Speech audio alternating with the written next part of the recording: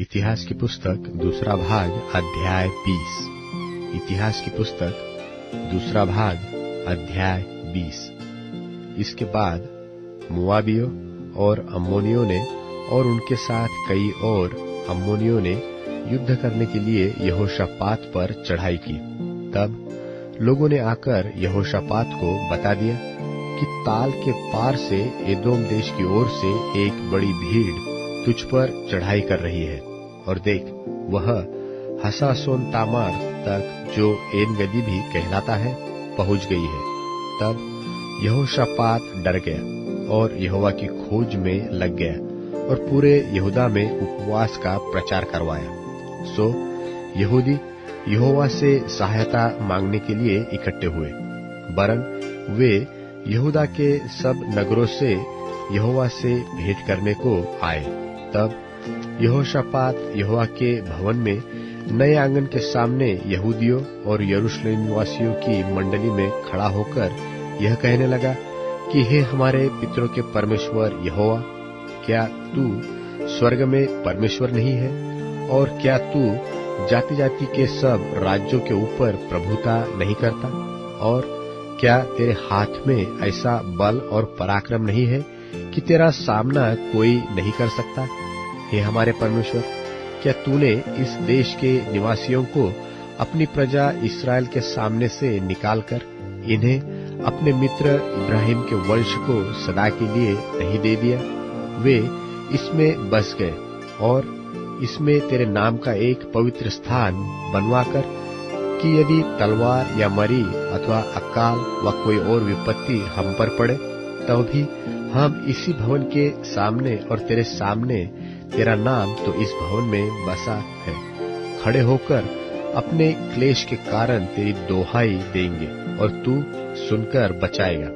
और अब अम्मोनी और मोआबी और सेईर के पहाड़ी देश के लोग, जिन पर तूने इस्राएल को मिस्र देश से आते समय चढ़ाई करने न दिया, और वे उनकी ओर से मुड़ गए और उनको विनाश न किया, देख, वे ही लोग तेरे दिए हुए अधिकार के इस देश में से, जिसका अधिकार तूने हमें दिया है, हमको निकालकर कैसा बदला दे रहे हैं। हे परमेश्वर, क्या तू उनका न्याय न करेगा? हे हमारे परमेश्वर, क्या तू उनका न्याय न करेगा? यह जो बड़ी भीड़ हम पर चढ़ाई कर रही है, उसके सामने हमारा तो बस नहीं चलता और हमें कुछ सूझता नहीं कि क्या करना चाहिए, परंतु हमारी आंखें तेरी ओर लगी है। और सब यहूदी अपने अपने बाल बच्चों, स्त्रियों और पुत्रों समेत यहोवा के सन्मुख खड़े रहे। तब आसाप के वंश में से यहजीएल नाम एक लेवीय को, जो जोकरिया का पुत्र और बनाया का पोता और मत्तन्याह के पुत्र ईएल का परपोता था, उसमें मंडली के बीच यहोवा का आत्मा समाया और वह कहने लगा, हे सब यहूदियों, हे यरूशलेम के रहने वालों, हे राजा यहोशापात, तुम सब ध्यान दो। यहोवा तुमसे यो कहता है, तुम इस बड़ी भीड़ से मत डरो और तुम्हारा मन कच्चा न हो, क्योंकि युद्ध तुम्हारा नहीं, परमेश्वर का है। कल उनका सामना करने को जाना। देखो, वे सीस की चढ़ाई पर चढ़े आते हैं और यरूएल नाम जंगल के सामने नाले के सिरे पर तुम्हें मिलेंगे। इस लड़ाई में तुम्हें लड़ना न होगा।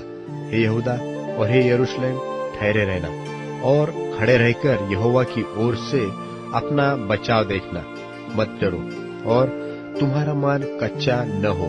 कल उनका सामना करने को चलना और यहोवा तुम्हारे साथ रहेगा। तब यहोशापात भूमि की ओर मुंह करके झुका और सब यहूदियों और यरूशलेम के निवासियों ने यहोवा के सामने गिर के यहोवा को दंडवत किया। और कहातियों और कोरहियों में से कुछ लेवीय खड़े होकर इस्राएल के परमेश्वर यहोवा की स्तुति अत्यंत ऊंचे स्वर से करने लगे। बिहान को वे सवेरे उठकर ताकों के जंगल की ओर निकल गए और चलते समय यहोशापात ने खड़े होकर कहा, हे यहूदियों, हे यरूशलेम के निवासियों, मेरी सुनो। अपने परमेश्वर यहोवा पर विश्वास रखो, तब तुम स्थिर रहोगे। उसके नबियों की प्रतीति करो, तब तुम कृतार्थ हो जाओगे। तब उसने प्रजा के साथ सम्मति करके कितनों को ठहराया, जो कि पवित्रता के शोभायमान होकर हथियारबंदों के आगे आगे चलते हुए यहोवा के गीत गाए, और यह कहते हुए उसकी स्तुति करे कि यहोवा का धन्यवाद करो, क्योंकि उसकी करुणा सदा की है। जिस समय वे गाकर स्तुति करने लगे, उसी समय यहोवा ने अम्मोनियों, मोआबियों और सेईर के पहाड़ी देश के लोगों पर, जो यहूदा के विरुद्ध आ रहे थे, घातकों को बैठा दिया और वे मारे गए, क्योंकि अम्मोनियों और मोआबियों ने सेईर के पहाड़ी देश के निवासियों को डराने और सत्यानाश करने के लिए उन पर चढ़ाई की। और जब वे सेईर के पहाड़ी के देश के निवासियों का अंत कर चुके, तब उन सबों ने एक दूसरे के नाश करने में हाथ लगाया। सो जब यहूदियों ने जंगल की चौकी पर पहुंचकर उस भीड़ की ओर दृष्टि की, तब क्या देखा कि वे भूमि पर पड़ी हुई लोथे हैं और कोई नहीं बचा। तब यहोशापात और उसकी प्रजा लूट लेने को गए, और लोथों के बीच बहुत सी संपत्ति और मनभावने गहने मिले। उन्होंने इतने गहने उतार लिए कि उनको न ले जा सके, वरन लूट इतनी मिली कि बटोरते बटोरते 3 दिन बीत गए। चौथे दिन वे बराका नाम तराई में इकट्ठे हुए और वहां यहोवा का धन्यवाद किया। इस कारण उस स्थान का नाम बराका की तराई पड़ा, जो आज तक है। तब वे अर्थात यहूदा और यरूशलेम नगर के सब पुरुष और उनके आगे आगे यहोशापात आनंद के साथ यरूशलेम लौटे, क्योंकि यहोवा ने उन्हें शत्रुओं पर आनंदित किया था। सो वे सारंगिया, वीणाएं और तुरहिया बजाते हुए यरूशलेम में यहोवा के भवन को आए। और जब देश देश के सब राज्यों के लोगों ने सुना कि इस्राएल के शत्रुओं से यहोवा लड़ा, तब उनके मन में परमेश्वर का डर समा गया और यहोशापात के राज्य को चैन मिला, क्योंकि उसके परमेश्वर ने उसको चारों ओर से विश्राम दिया। यहोशापात ने यहूदा पर राज्य किया। जब वह राज्य करने लगा, तब वह 35 वर्ष का था और 25 वर्ष तक यरूशलेम में राज्य करता रहा। और उसकी माता का नाम अजूबा था, जो शिल्ही की बेटी थी, और वह अपने पिता आसा की लीक पर चला और उसने उससे न मुड़ा, अर्थात जो यहोवा की दृष्टि में ठीक है वही किया, और वह करता रहा। तो भी उच्च स्थान ढाए न गए, वरन अब तक प्रजा के लोगों ने अपना मन अपने पितरों के परमेश्वर की ओर न लगाया था।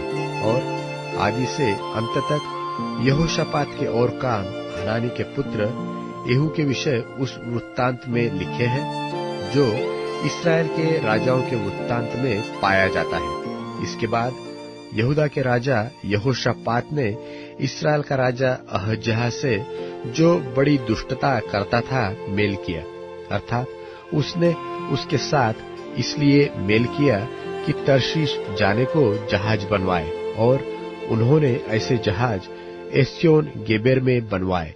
तब दोदावाह के पुत्र मारेशा बाशी एलियाजार ने यहोशापात के विरुद्ध यह नबूवत कही कि तूने जो अहज्याह से मेल किया, इस कारण यहोवा तेरी बनाई हुई वस्तुओं को तोड़ डालेगा।